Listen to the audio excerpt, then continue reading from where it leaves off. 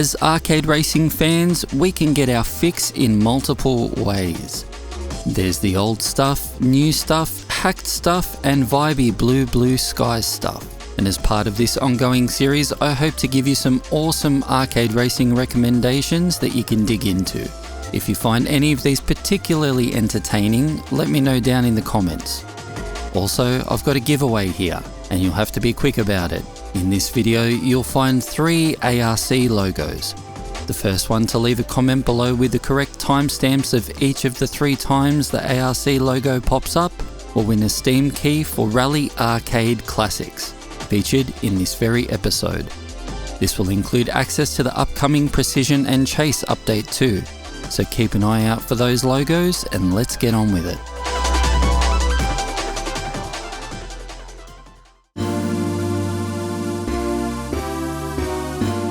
Side by Side Special 2000.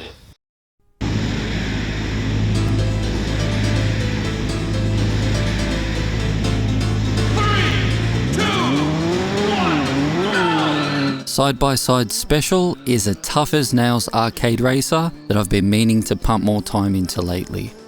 I've been playing a lot of the Battle Gear series, so I feel it's only natural to dive into this one.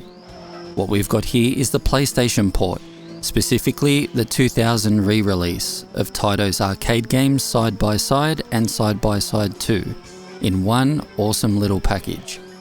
19 cars and 10 tracks from both games feature here, and it's a bit of a knockout.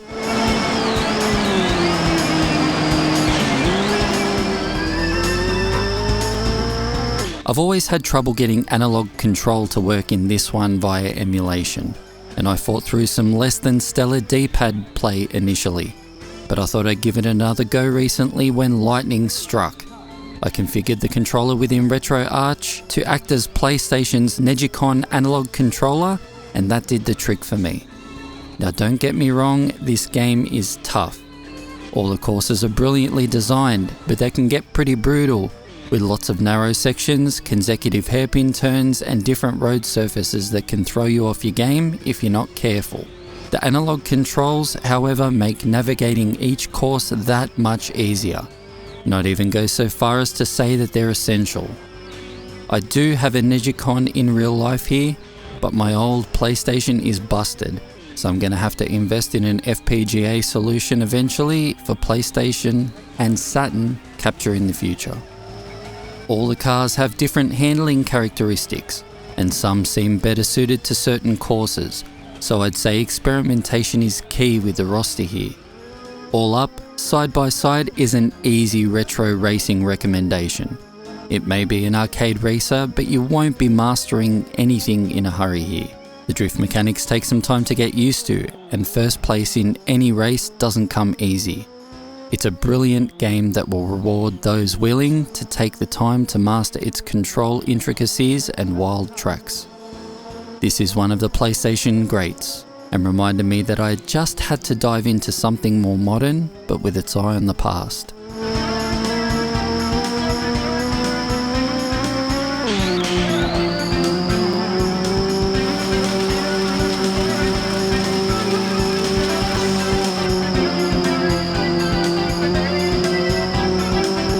Congratulations!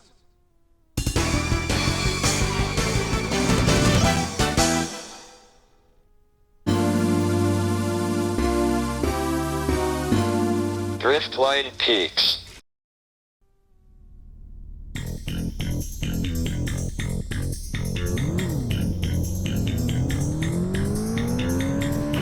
I haven't seen much online regarding Driftline Peaks, and that's a shame. So let's remedy that right here, right now. This free demo is something I found while looking for newer racing games on itch.io. At the moment, it only contains a time trial mode, which is fine by me since it gives you the time to get to grips with the handling model. The 2 tracks, one with a nighttime variant, and 12 cars is a fantastic initial offering, and a great slice of what the game will eventually contain.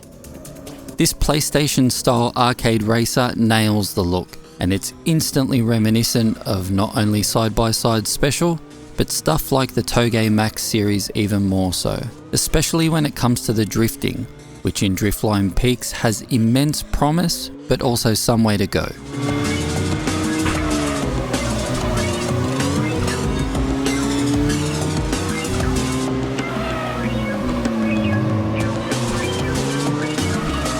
As good as things currently are, Driftline Peaks needs a little bit of work. The driving feels a bit slow on all fronts at the moment. The sense of speed is lacking and all cars are slow to respond. I really want to throw myself into the corners, but the steering speed just isn't quite there yet to do so. Throttle control is okay, though it could use some fine tuning, but it's the brake that really needs some work, and with it being your way into initiating a drift, it's the more pressing matter right now. You really have to hammer that brake to get a drift going, and by doing so, I feel like too much speed is lost in the process. I feel like this kills the momentum of a race, and it feels a bit stop and start right now. The dev has said that the physics are still being worked on, so I hope some of this feedback helps in regards to tightening things up, because what's here right now is still a lot of fun. Work on the flow, give it a kick up the arse in regards to speed, and you're laughing. I think all of you out there should give this one a go. It's free, and I'll leave a link down in the description to the itch.io store page. Give it a crack and pass on any constructive criticism and encouragement you can give to help make this one absolutely sing.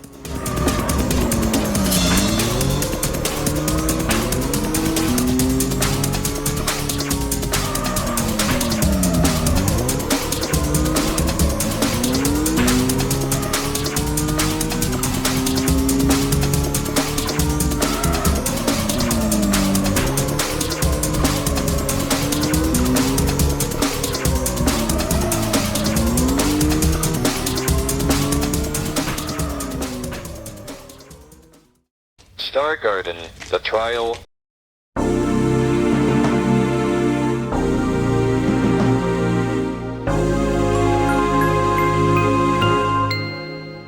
Ready, set, go! I backed Star Garden on Kickstarter straight away and have been following its progress for a while now. This fusion of the Sonic Adventure Chow Garden segments and Kirby's Air Ride is brilliant, even in the short demo we can play right now. It's not a straight up arcade racer, but there's enough cross appeal here to warrant a look if you're after something different, but with elements of racing, which will arrive eventually.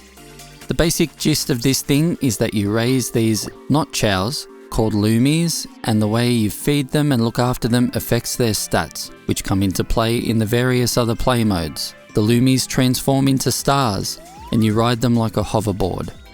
At the moment, there is only a taste of the Lumi Garden and a versus mode called Cosmic Clash. In this mode, you ride around collecting pickups and stat boosts in a timed collect phase. When the combat phase starts, those stat boosts come into play, and hopefully you've collected enough to give yourself an edge over your opponent.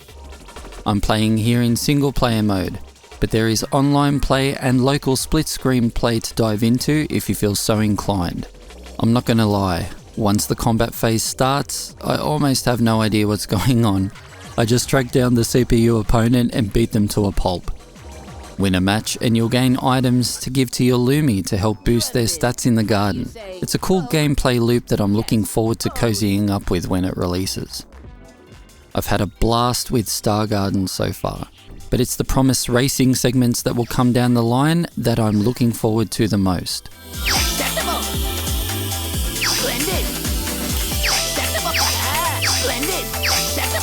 Still, if the races are executed as well as the rest of the package here, then we've got something special to look forward to. If you haven't played Kirby Air Ride, the races go a little something like this.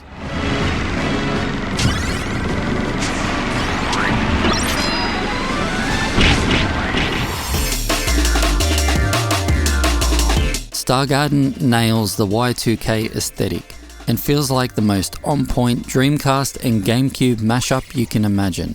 It looks pretty legit. I'm even actually fond of the character design here, and I'm not usually one who gets attached to characters in games. I'll link the Star Garden Steam demo and the Kickstarter in the description below. And devs, if you're listening, bring on the races.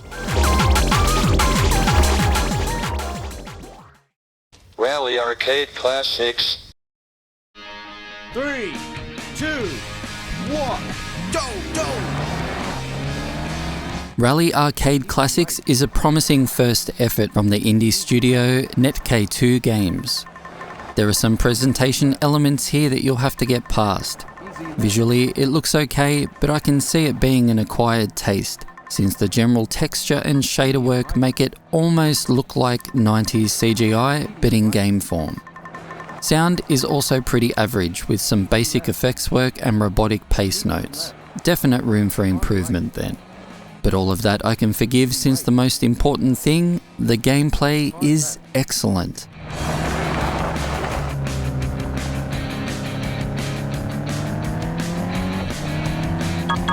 Hard right. Hard left. Things start off a bit slow, but once you've got some races under your belt and have completed at least a couple of license tests, then things pick up significantly. But man, the drifting here feels divine. These cars slide around like nobody's business, and it's a true joy to fang around all the different courses. I do wish that they were longer. I found that most events are barely a minute long, if that, at least in the time I've put in so far. With control is fantastic, the game is begging for more long-form rallies. I've raced some 2-minute plus races in the challenge mode, but in general, I'd love to see this updated with some meatier courses. What's here though is well designed, and it all lends itself well to repeat play. I've had some great times trying to get the gold trophies in the game. Rally Arcade Classics has a precision and chase update, and it will include online friends lists with leaderboards, improved lighting and performance, as well as the addition of a manual gears mode to the game. I'm really digging Rally Arcade Classics. Some iffy presentation elements don't dull the shine of some killer arcade rally racing physics here, and I recommend everyone give it a crack. I'd love to see what Qteku Games can do even beyond this first effort. Medium right. Medium left. Easy left. Medium right.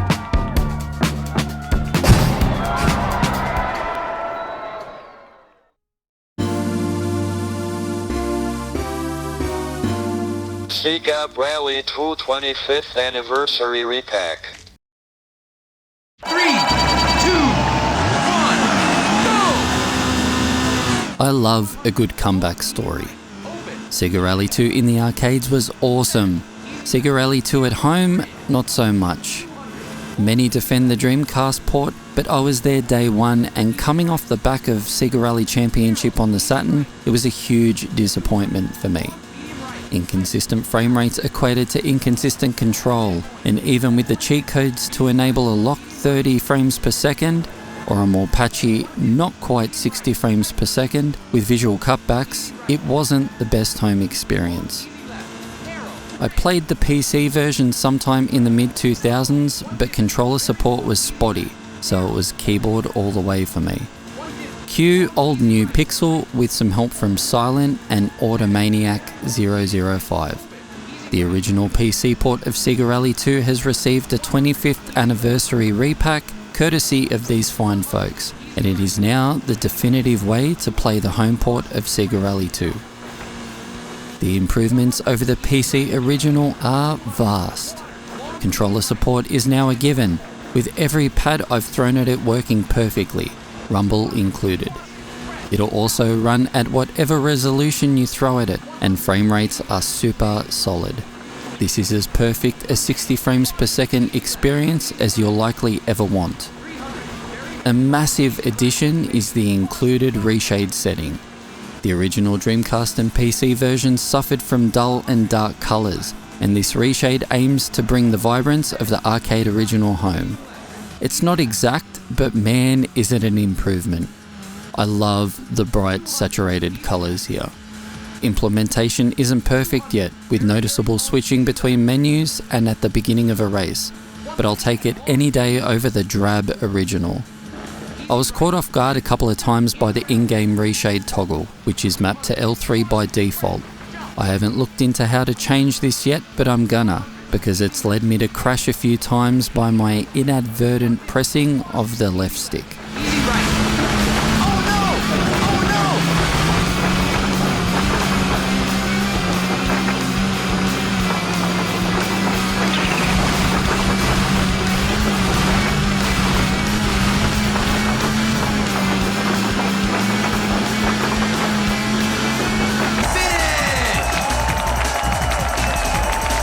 The latest update also includes flawless widescreen support. I'd love to see where this project goes next. I don't even know if it's feasible, but I'd love to see some arcade textures modded into the 25th Anniversary Edition Repack. I also wonder if it will be possible to bring the car reflections from the vehicle select screen into the game itself. That would be pretty amazing, I think, as I've always found the contrast between the vehicle select models and the in-game variants slightly jarring. But boy, oh boy, is this a stellar package or what? You owe it to yourself to try this out. The work done so far is immense, and I can't wait to see what's around the corner for this project. Link in the description below. There's nothing standing in your way. Try it right now. 100. Very, very long, easy left. 150. Caution. Press. Jump. Long, easy right.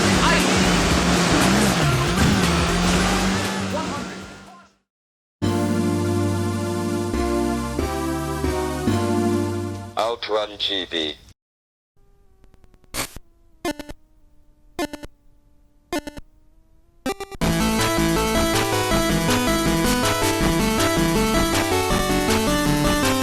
I've been a fan of E.G. Vroom's Game Boy Color races for a while now. I had some fun with Hoonigans, was blown away by Nitro, and had my ass handed to me by Hero GP, the fastest racer on the system, no doubt. When he announced that he was working on his own version of OutRun for the Game Boy Color, I was excited. A proof of concept demo, What If OutRun GB, was released shortly after, and the promise was there. And now that OutRun GB is out there in the wilds, free for everybody to play no less, well, yeah, this one's a bit special. The game just feels like OutRun. The driving physics are different, but then again, so were all of the ports done back in the day. They were all tuned to the hardware that they were ported to. But talking overall vibes, OutRun GP is absolutely bang on. All 15 stages from Arcade OutRun are recreated faithfully here, with colours so on point you'll wonder where the Game Boy Color was hiding them all of these years. All of the music is accounted for too, with Magical Sound Shower, Splash Wave, Passing Breeze and Last Wave converted masterfully into Game Boy chip tunes by Sloopy Goop.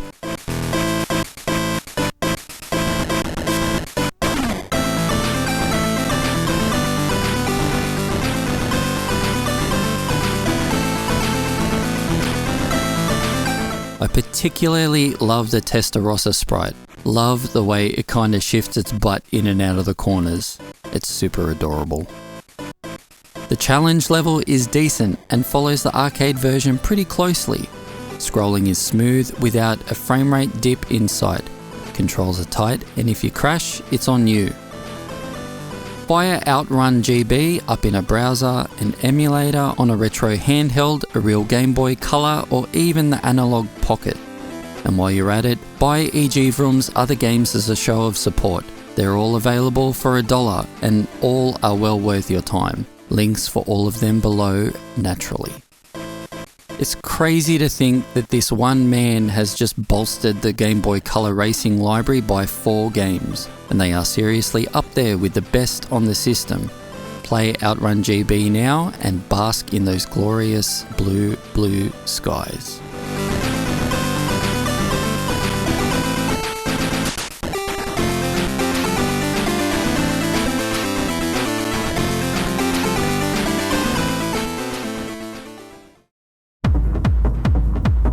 I hope you've enjoyed the first episode of this series. If you've got any recommendations, pop them in the comments below and I'll try my best to eventually get around to them. And if you enjoyed this video and you like what I do, please like, share and subscribe, and I'll see you in the next one. Thanks for watching.